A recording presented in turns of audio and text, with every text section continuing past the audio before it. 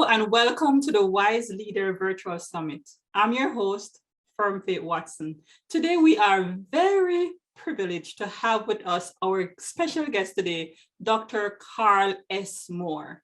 Dr. Moore will be sharing his amazing story and he will be providing us with some practical words of wisdom to help us lead ourselves and others. Dr. Moore, thank you very much for taking the time to share with us today. Yeah, thank you for having me. Great. Could you tell us a little bit about yourself, who you are, where you're from, and what you do? Yeah, I'm a lover of humanity, people, of spirit, the creator, universe, God. And people say God-fearing. I like to say loving, more so than that. I'm a family man. I have two little people and a lifelong partner. I have a 7 and a 4-year-old. So professionally, I work in, I guess I would say my research is in learning science and leadership development. And then outside of work, I'm just big into like music, the arts, and my primary number one interest is self-growth and development, usually around spirituality, but sometimes it can just get into just more self-help and things of that sort. So I love exercising and taking care of my temple. That's me. Yeah. And where are you from? Oh, yeah, that's important. So we moved up and down the East Coast when I was younger. I'm from Philadelphia area. I went to high school outside of Philadelphia. I was born in Philadelphia. So I guess I would say I'm from the East Coast because we lived a lot of different places on the East Coast, but Philly is where I spent most of my years in because I was born there. I claim Philadelphia. Wow, thanks for sharing. I know you have a wealth of experience and I'm just looking forward to getting more into your story today. I couldn't help but notice the title of this conversation. So why did you title it Be in the Light? Yeah, what's interesting is when it comes to like leadership, I think the most important thing, and even in thinking about the title, went back and forth, was like, so I'm going to spread, is it about spreading the light? Is it about sharing? So then that gets into approaches to things. And I've had certain points in my life. Light is always the thing. For me, light is, the creator, God provides the sun and the sun shines a light on us, but the sun is there because God allows the sun to be there.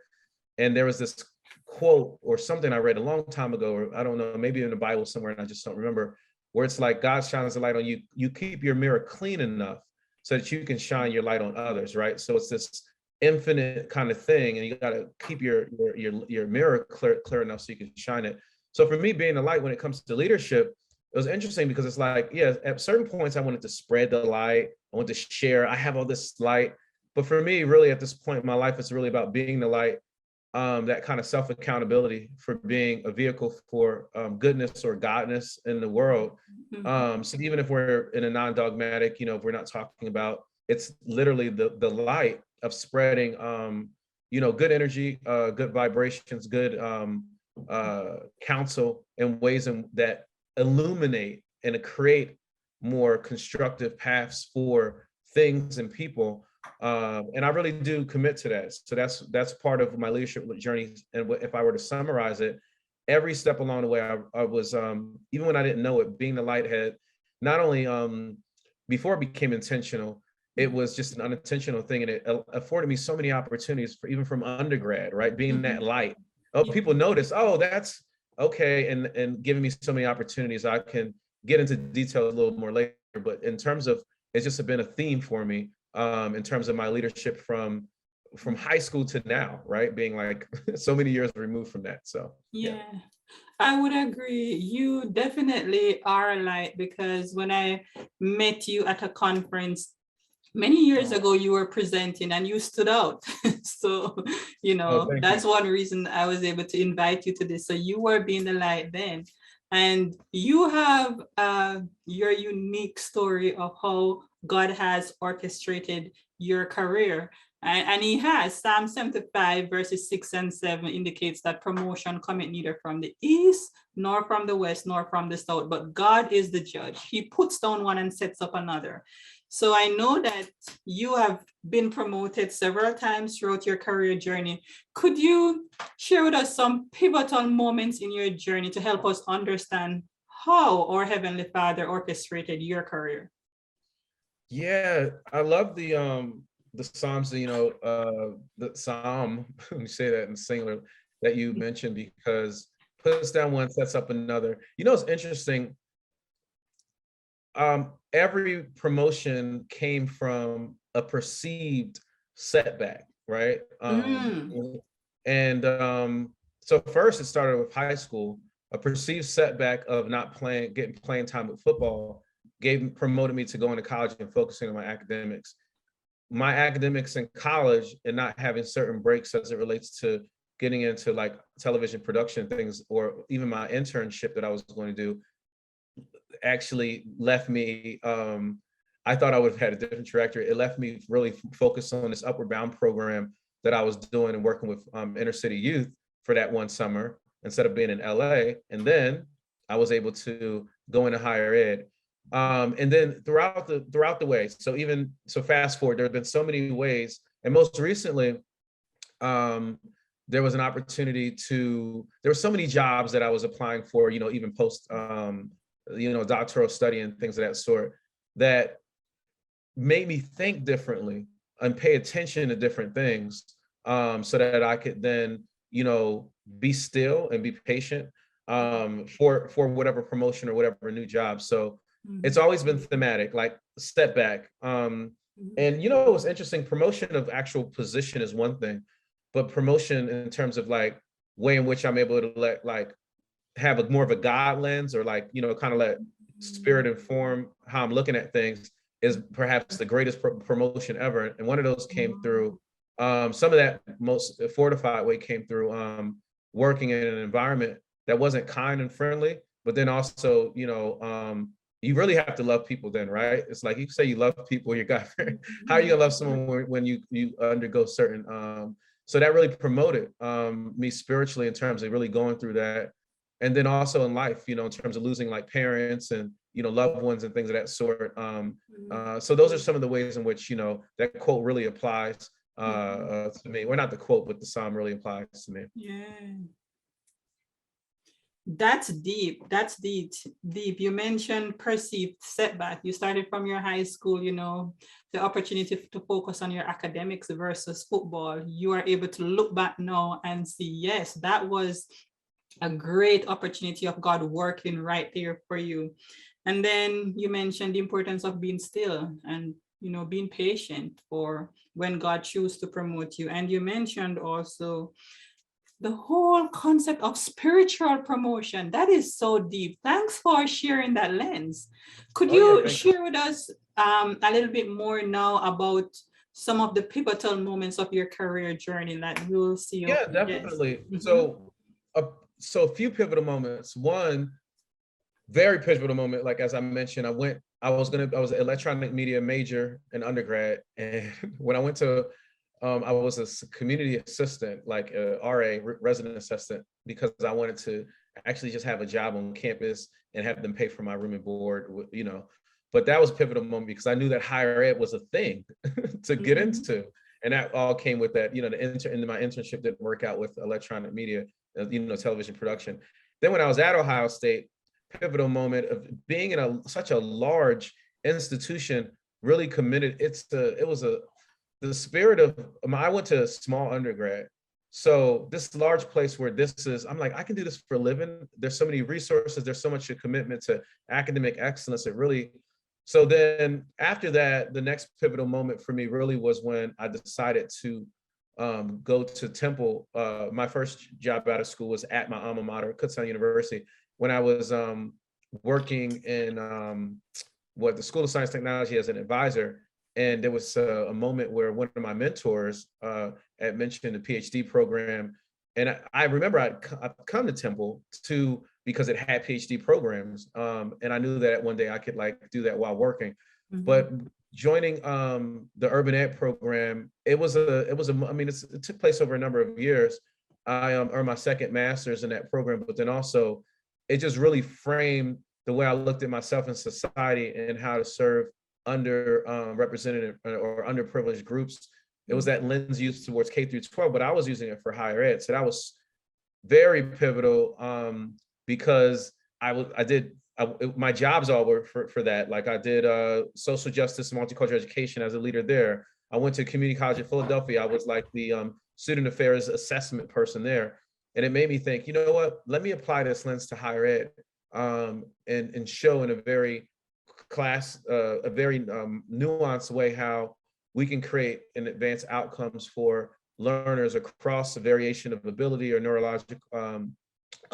neurodiversity in ways in which we take for granted or we don't necessarily always aren't intentional about. So though that was doing the PhD, of course, obviously it's pivotal for everyone, but it really set my career up to where now it moved me from like jobs, in my career along the way to like a real true career theme, and solidifying that theme, and that theme being to improve outcomes for improve learning outcomes for those who the environment doesn't necessarily always benefit, and really flipping it where it's a deficit of more of a capacities-based lens on learners and examining the environments. And the rest is history. Now I'm doing the intersection with that in digital technology, right? So how can this digital technology allow us to allow the genius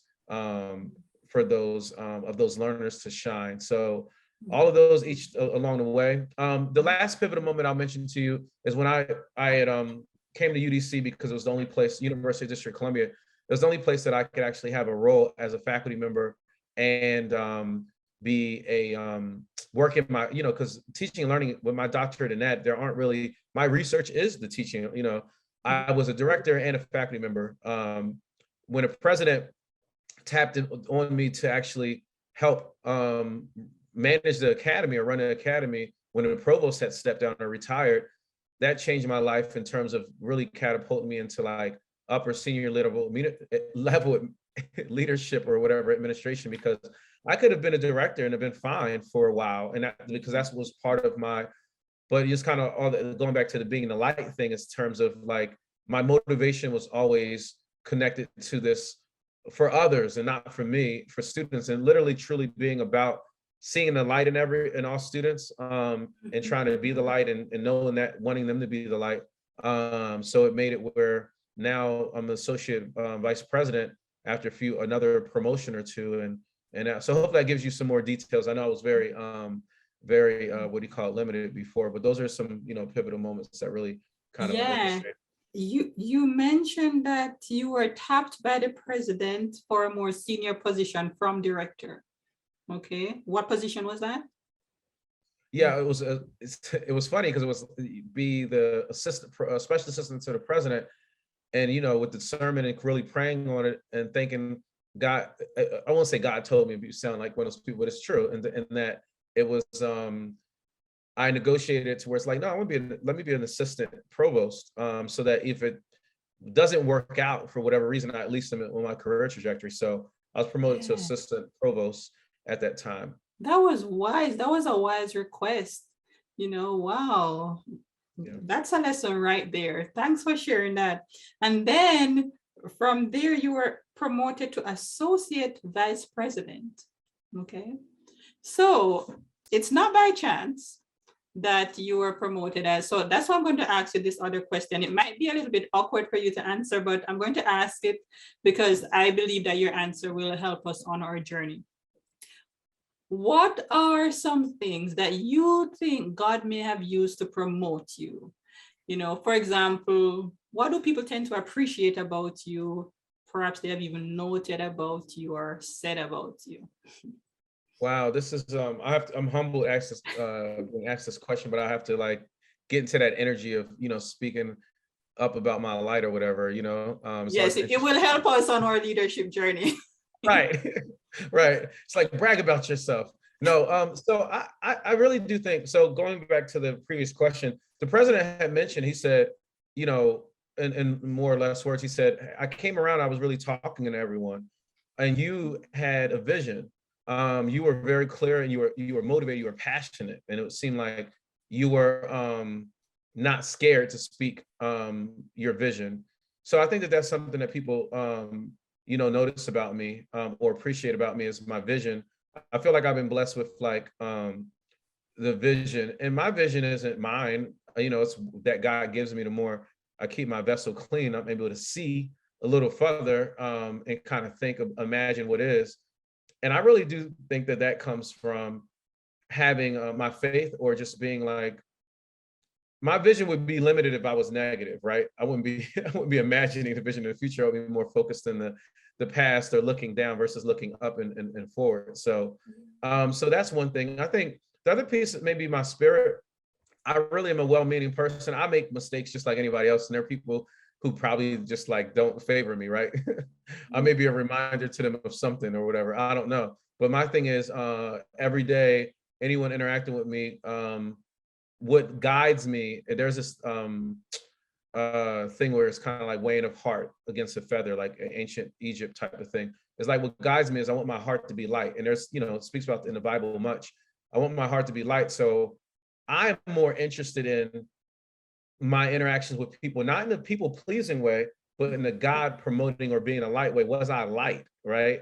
And regardless, I'm not really worried about how people must feel or feel about me, in terms of what they think, but in terms of if they're if people are looking at my actions, if I was being weighed or whatever, it's like, were you moving in light, you know, and or being light? And I can honestly say that most of the time that's the case. Everyone has their off days, so I think that visionary and the light piece.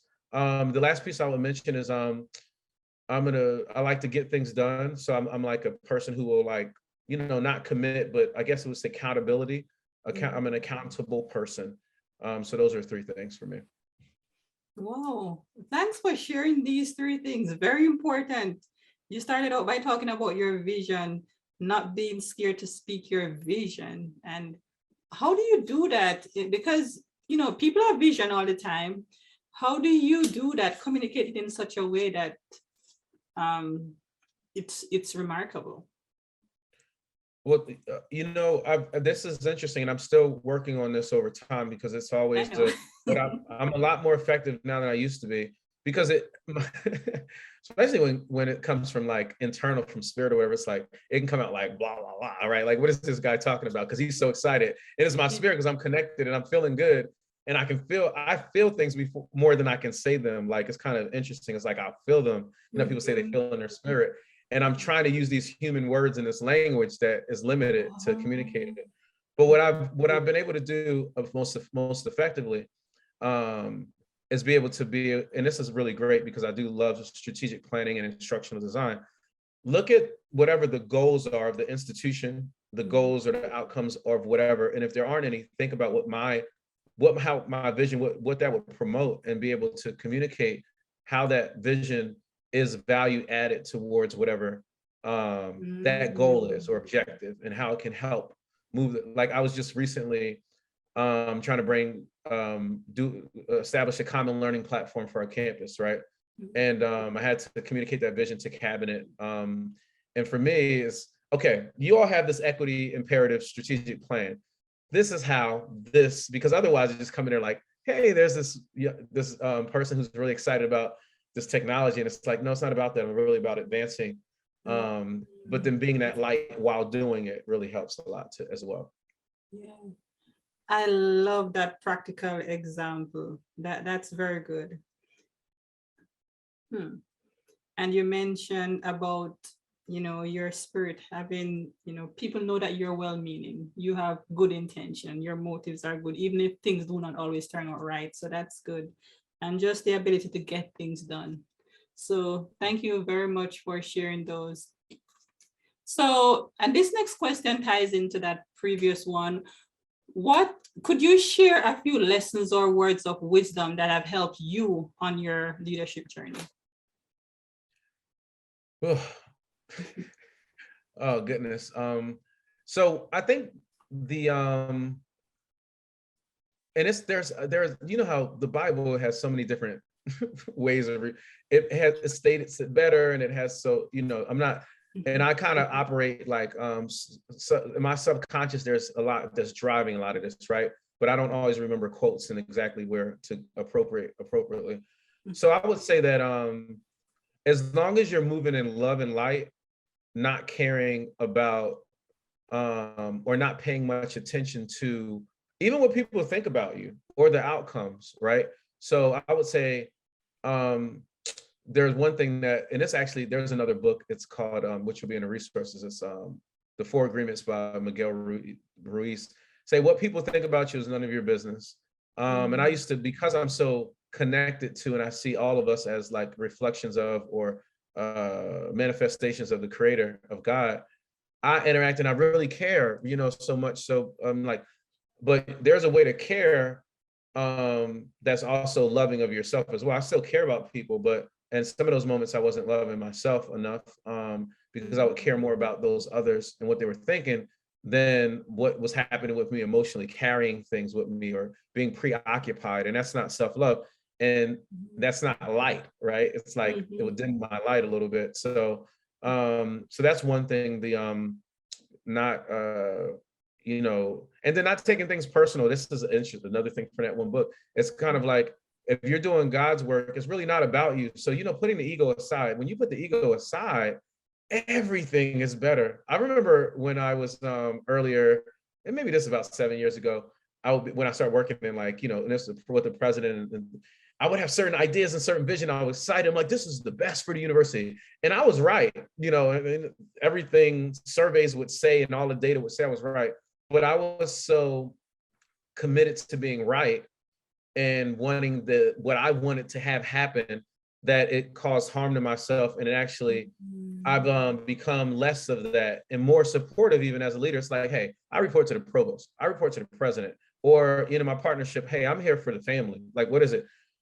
What is what actions should be taken for the greatest good of the situation? And if that's in support of something I don't agree with or whatever, that's what's important, not being right. Because intelligence and wisdom are different, right? It's like, you can be smart, but the tree of knowledge, that whole thing, it's kind of like when you start going with all of this, what academe would use as artillery for persuasion, it can cut in a different way that could not be so great, where you're trying to be so knowledgeable about things, because things are not that cut and dry, and everything could be a little bit more relative. So I mean, I can go on and on. There's so much here, but I would just say that those are my words of wisdom in terms of the not caring what people think, making sure not taking things personal, but then also being not necessarily attached to the outcomes and being more so about the greater good of whatever that is, and the support.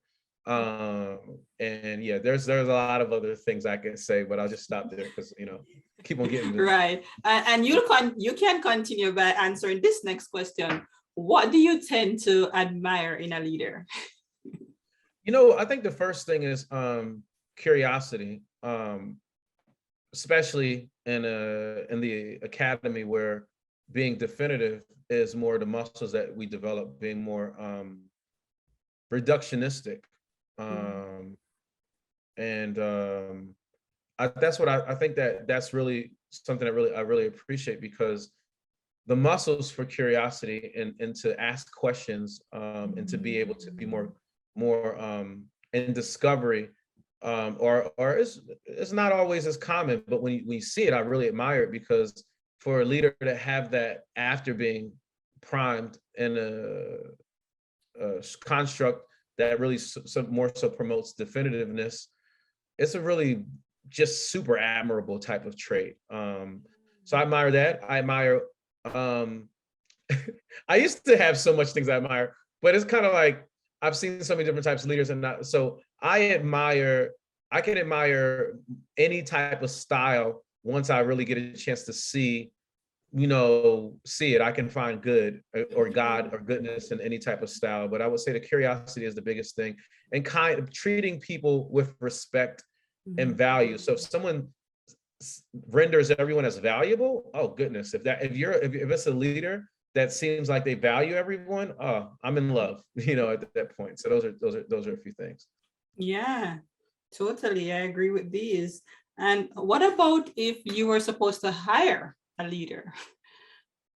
What are some things that you would be looking for? Yeah, so I would look for someone who's, I remember I was just hiring a leader recently.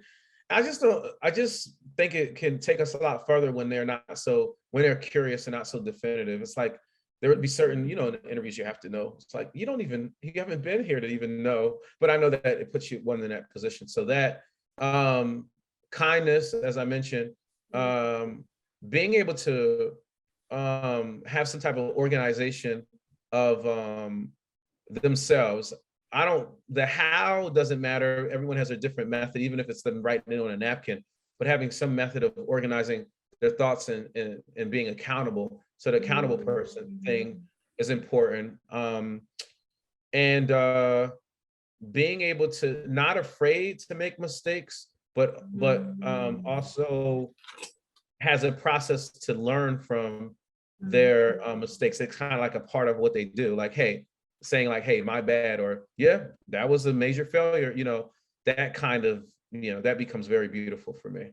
Yeah, I like those curious, kind, being able to organize their thoughts. And when you spoke about being curious, that's good information, because sometimes even when someone is in an interview, you want to come across as if you really know. I'm telling you, yes, it happens. So thanks for making that point, that you appreciate people that are, curious, and even if they make a mistake later on, if they're hired, they know that there's still hope. Okay, not afraid to. Yeah, thanks for sharing those. So I know this question would be hard for me to choose like a favorite Bible verse, because there are so many that I like. But I'm going to ask you, could you choose a favorite Bible verse or verses, and tell us why? I don't.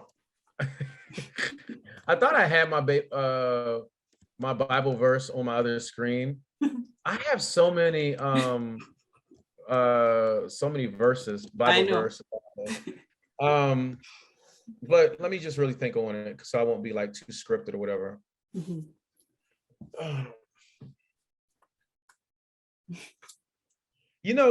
There's one, it's something like I can do anything through God because God gives me strength, or something like that. Something around those lines. Philippians 4, I can do all things through Christ who strengthens me.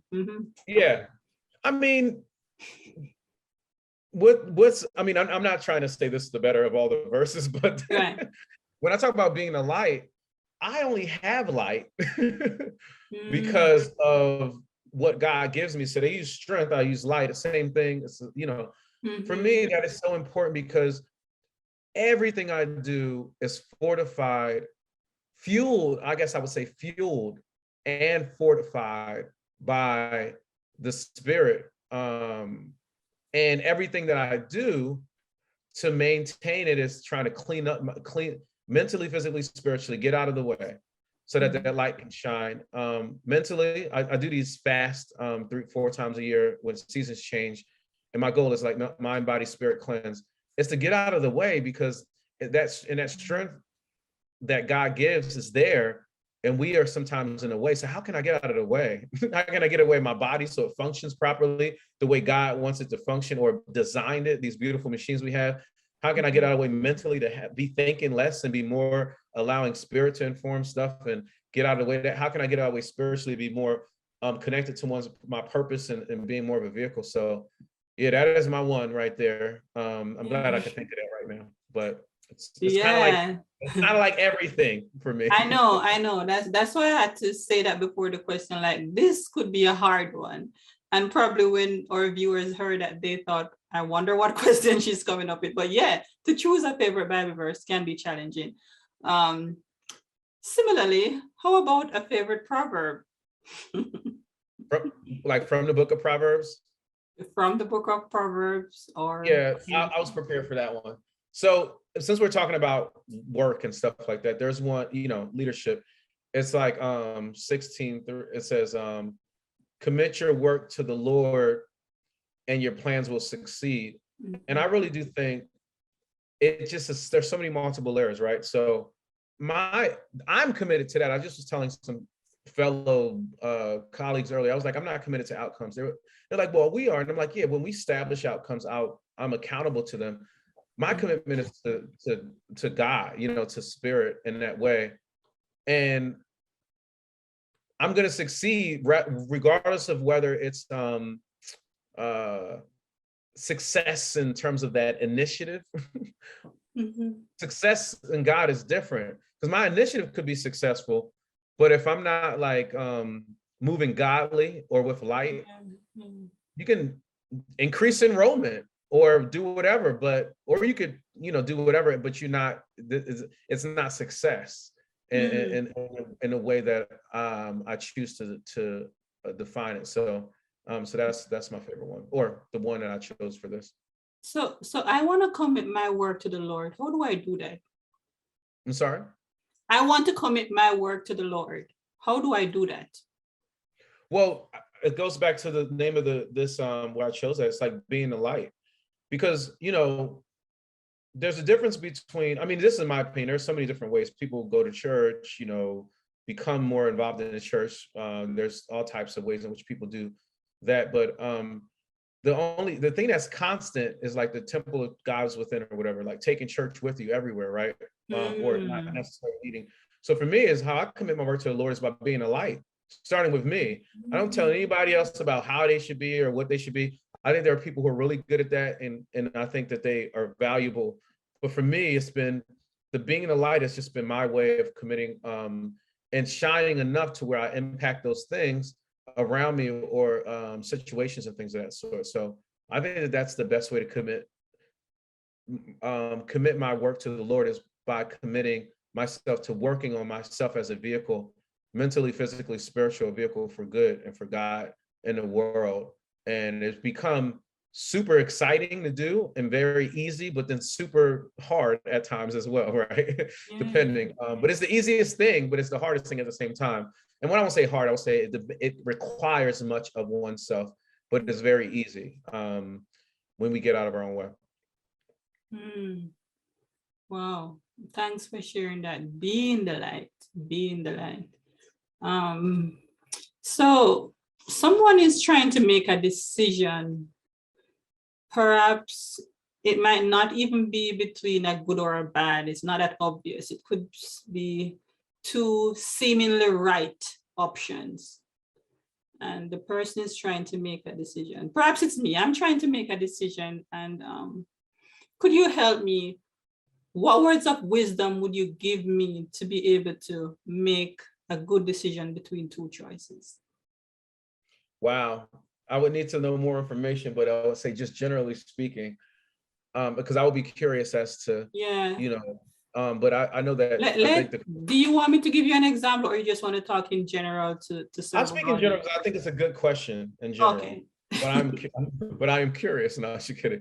So when trying to make between two decisions, the easy thing for me is what allows for more God, or more good, or more love.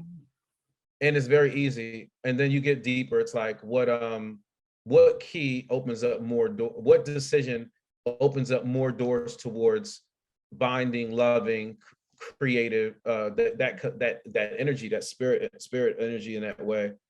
And that becomes easy, because usually that's an easy answer. And if it becomes where no, they both will in different ways or whatever, it's which one is more aligned to one's purpose, and purpose being the way in which, for me, you're uniquely suited to carry out God's work in whatever capacity and through what you do. So hopefully, does that answer the question? Yeah, I like how you mentioned that what allows for more good. Sometimes I think about it like, which option would give God the most glory? So yes, indeed. Yeah, I like that when you said it, that it reminded me of that. You spoke about open door and love and being aligned to one's purpose. Yeah. Um, it might sound even cliche to say being aligned with your purpose, but you'd be surprised to see how many decisions are made without really saying which one align with my purpose more. So Yeah, thanks. that's the central piece. And that Yeah. purpose is always the connective tissue back to the creator in a very pragmatic way, if you will. So yeah. Mhm. Yeah. So we are living in unusual times, challenging times, and leaders often have to make challenging, choices. What do you, how do you approach challenges? I view challenges as positive psychology is really important to me. Positive intelligence, um, because our society is very, or what has been promoted, at least in the academy, has been more of the, even the word challenges is interesting. It promotes more left brain or more deficit based. So for me, everything that's a challenge is an opportunity, because I Mm. view challenges as situations or instances provided or allowed for by the creator so that I can become more in tune, strengthened, and polished, right? To shine Mhm. a light brighter. As I believe that, there's nothing that exists that the creator doesn't allow, right? That God doesn't allow. So Mhm. as long as I keep my focus and lens on certain things, it's like, oh, thank you for this opportunity to grow. I don't know what it is sometimes at first, but I surely always know at the, what falls to challenges in the past, I've been able to reflect and pray on enough to say, oh, that's why, but I have to remain curious, about that enough. Because sometimes it's like, no, this don't make no sense, Mhm. But it's like getting out of the way and not being so definitive and staying in the spirit of curiosity. So that's what I would say. I like that. So you are recognizing that, in the final analysis, God is in control. And whatever comes to you, he allows in some ways. You know the scripture that says all things work together for good. They might not all in themselves seem good in the moment, but they all work out. I really like that Oh perspective. my goodness. Yeah. I can't help contain myself. The Mhm. um the idea that the creator is always working things out for you, like the universe, God, like everything that's happening is always working out. And it's like if we get out of the way, we can see it enough. And no matter what the situation is, it can quickly there's just so much that you see what people in terms of what we go through that is always can be kind of used as a testimony at minimum, right? So yeah. Mhm, mhm. Yeah. And you also mentioned that these things that happen to you are not by chance. And when you mentioned that, I will ask you this question. What would you say to somebody who is listening to this interview? They have listened to you speak about pivotal moments. You have been promoted and you're attributing that to God. What if somebody's saying, but how do you know it's not by chance? How do you know it's really God that's really orchestrated your journey? Well, first response, and it's kind of a silly response, I would say, well, at minimum, we don't know either way. So there's a 50% chance, right? And that's for for the Mhm. folks who are sometimes in the space of like, really kind of splitting hairs, Mhm. So to be so heavily on this is by chance, Mhm. um, it's just at minimum, statistically, right, is at least a Mhm. 50% chance. But how I Mhm. know, because of how I choose to believe, is that when you look at the beautiful design of like my heart beat is beating right now, and I'm not trying to make it beat, right? The sun comes up Mhm. every day. When you look at the intelligent design of things, there's an intelligence behind it, and that's not. It's these are things that don't work by chance because intelligence is an intentionality behind it, right? Or at minimum, an intentionality behind the design. So those are just general to anyone, right? But folks who are of faith or something like that, there will be different things I would say. But a lot of times, I have to kind of like be in spaces where I have very respectful that everyone doesn't have the same lens of a Christian lens or what have you, and it's kind of like more with honey. So I would rather it'd be more about promoting the essence of God, versus like the English word for God, right? Which, could be different in different languages and stuff like that. So I'll use those type of examples. Yeah. Yeah. It's interesting you mentioned the percentage. It reminds me of a debate that I heard about where they were arguing about, whether God exists or not. And one of the debaters said, just like you said, there are certain things that you don't know. Whether you want to call it 50% or even 99%, there are Right, certain. right. What if God is in that percentage that you don't know? Right. You at least have to be curious enough to consider that. Yeah. And that's the thing. Like we can speak so definitively about things in the negative, but you can also speak just as imaginatively about things in the positive, because, and that's like when people talk about the Bible and stuff, like no one was there, we weren't there, but there are people who are choosing to, according to what they feel. And it's like, unless you can prove someone wrong, even if you could prove someone wrong, that's not in good taste. Prove someone wrong. The goal is to honor and value what, like we were talking about before, what could bring more light, more love, more constructive clearing of paths forward for the better. So, because there's a whole thing around that, but not to get into all that, but we're of similar mindset. Yeah. Thanks for sharing. And we're talking about your career, your leadership journey, and your promotion.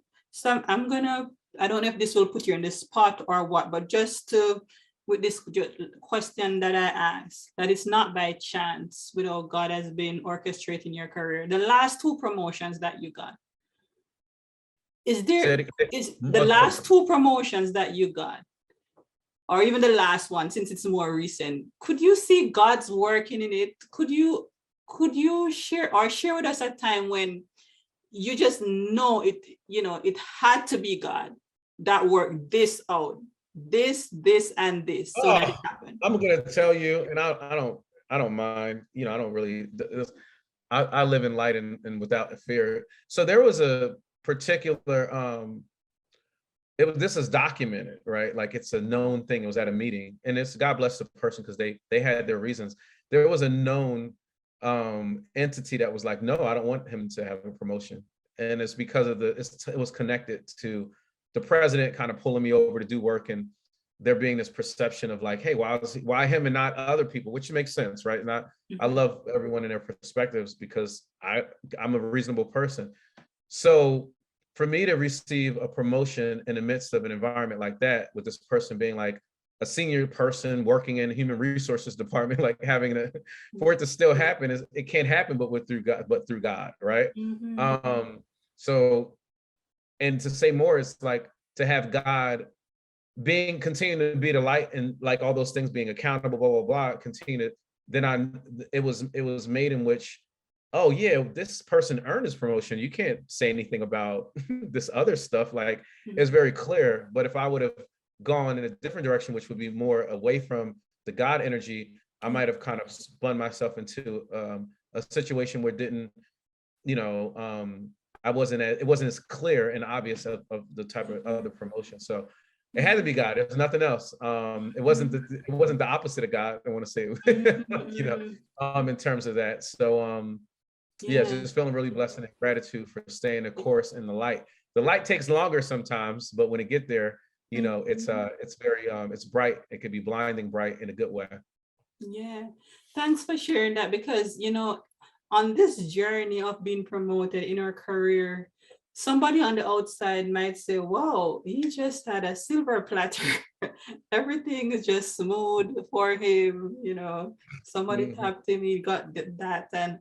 But there are challenges along the way, and God has really been helping you.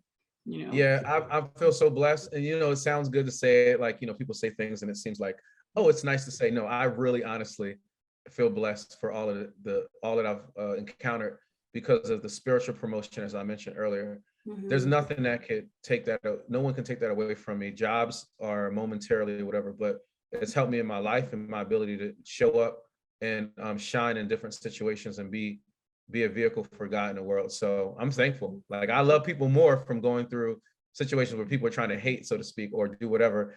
and everyone, because everyone comes with their own stuff and everybody's on their own journey. So Yeah. so yeah, very, very, very thankful. And there's been tons of support, more supporters along the way, and little Mhm. voices here and there, and people that are Yeah. working as vehicles. So God has been so Mhm. good and Yeah. blessing me with Mhm. and that's, they should all be celebrated, right? Yes. Known and Yeah. unknown, seen and unseen, you know. So Yeah, exactly. Um,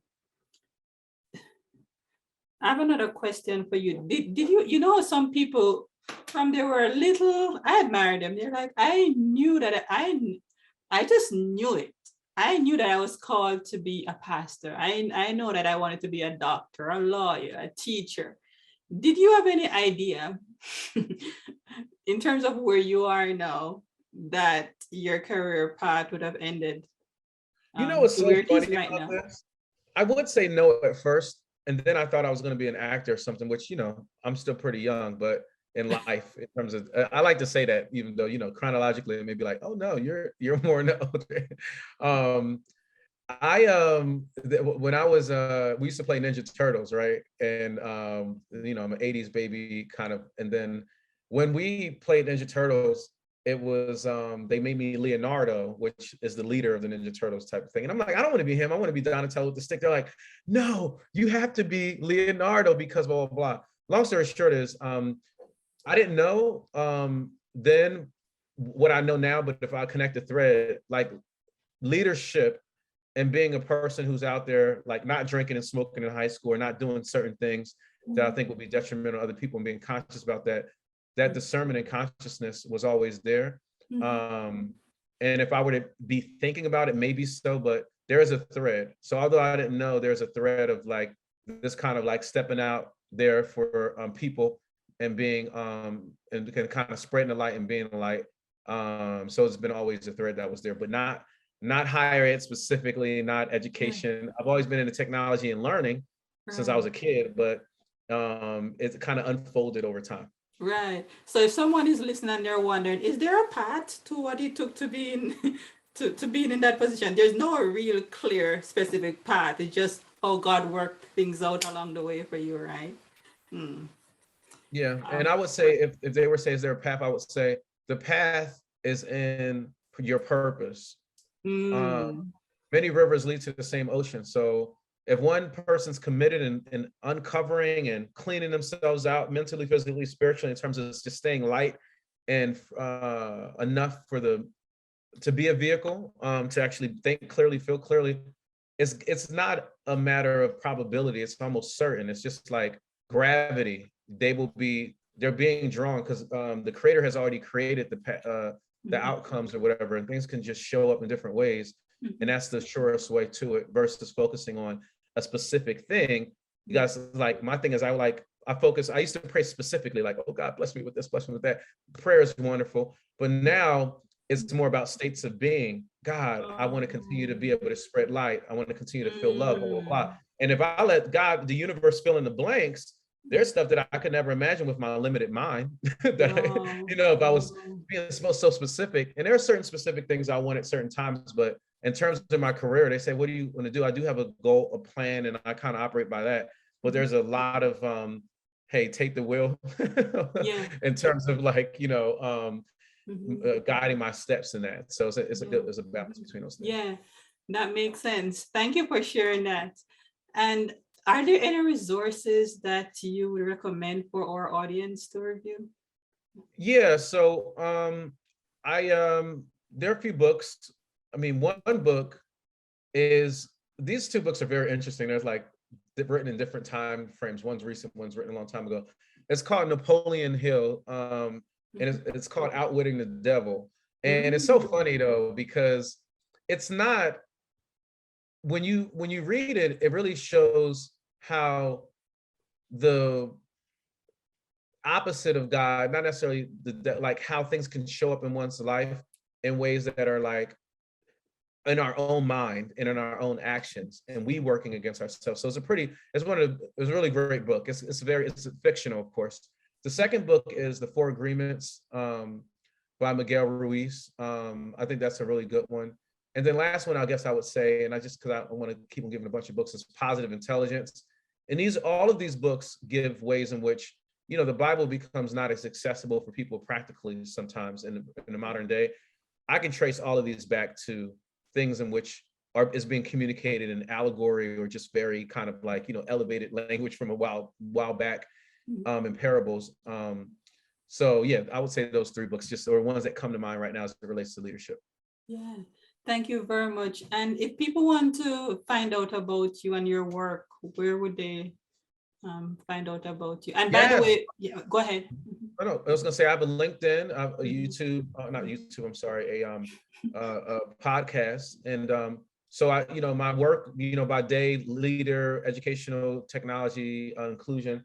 By night, and by weekend and things like that. I do executive leadership coaching and team building, and then I leverage universal design for learning in terms and culturally responsive in terms of the teaching, learning, and neuroscience. But in that leadership component, it's all of what we're talking about, leveraging in a very kind of it has to be in a non-dogmatic, inclusive way for a wider range. But it's all leadership. It's all leadership stuff, and all leadership. Like Myers-Briggs StrengthsFinder, which I'm certified in, is really my way of being able to help people value themselves and find and create a lens so that they can value others, delight in other people. So I call myself a self-development facilitator versus a coach, because I want to be curious about how I can partner with that person in doing what they do. So that they can find me on in those links that I put in the resources in terms of in my email, the LinkedIn, and then also the website. Yes, and viewers, I will be linking to all of those resources below this video, so be sure to check them out. Thank you very much for sharing such practical resources and words of wisdom for us. Now, I'm going to ask you a final question. I'm wondering if you could leave our viewers with a call to action or a word of encouragement or word of wisdom. So my call to action is to be the light. There's a thread. And I would say mind, body, and spirit is to take care of your body in terms of what you put in. And you don't have to be a vegetarian, vegan, or whatever. We all know, and we all have internal guidance system where we can seek information as it relates to how to make our vehicle operate, because I give thanks by doing that. And that's getting enough sleep, enough water, not utilizing your body. It doesn't mean exercising and punishing it like I've done to myself, thinking I was doing something good or doing so there's a sweet spot. So that's the first thing. The mind thing is kind of like whatever you think about becomes more, right? So if you focus on bad, lots of bad, and you can be in a living situation where it's really stark, but focusing on good and God, your work can be very beautiful, even more beautiful than even sitting beside a negative version of yourself. And then the spirit piece is purpose. And even if it's not being in a church or doing anything specific related to, God in that kind of religious way, this purpose, there's a larger purpose why you're here, and reminding yourself of that every day, because an idle mind and a drifting mind can go and you'd be like, wait, why am I doing this? So mind, body, and spirit, being the light and keep oneself clean, mind, body, and spirit, so that your light will continue to shine bright. And that's what I would say. So that's my call to action, is to be the light. Wow, what a great call to action. Can you imagine, viewers, can you imagine if we all would be the light? If we take care of ourselves, if we slept well, like have good sleep, drink water, focus on God and good, and focus on purpose. Why are we here? Can you imagine if we really follow this call to action, Dr. Moore? This will really help us to be in a better place in our leadership journey. Thank you very much, very, very much for taking the time to share such practical words of wisdom with us today. I'm humbled. It was an absolute honor, and thank you for you spreading your light and all that you do. Thanks for the blessing of your presence and this opportunity. Thank you much. You're welcome. And viewers, I thank you very much for listening to this conversation. I encourage you to share it with others. Remember to check out the resources below, and I hope that you'll be able to join us in the next one.